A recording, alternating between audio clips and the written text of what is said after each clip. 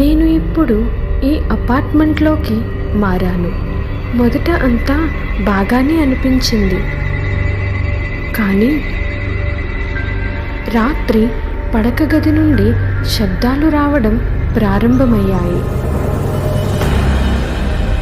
నేను దాన్ని చెక్ చేయాలని నిర్ణయించుకొని అక్కడికి వెళ్ళాను, కానీ అక్కడ ఏమీ లేదు. అప్పుడు అక్కడ నేను ఒకటి చూశాను. అది ఏమిటంటే, గోడపై ఒకటి రాసి ఉంది. పెయింటింగ్తో గీతలు పడింది. ఎవరో నన్ను చూస్తున్నట్లు నాకు అనిపించింది. అక్కడ నాకు ఒంటరిగా ఉన్నట్లు అనిపించలేదు. నేను అక్కడ నుండి బయటపడాలని ప్రయత్నించాను, కానీ తలుపు మూసుకోవడం వల్ల నేనక్కడ ఇరుక్కుపోయాను. అప్పుడు నేను నా ఫోన్ని చెక్ చేశాను. ఇక్కడ నివసించిన చివరి వ్యక్తి రహస్యంగా అదృశ్యమయ్యాడని ఆ ఫోన్లో ఉంది. అయితే ఒక స్వరం ఆ గది నుండి రావడం నేను విన్నాను.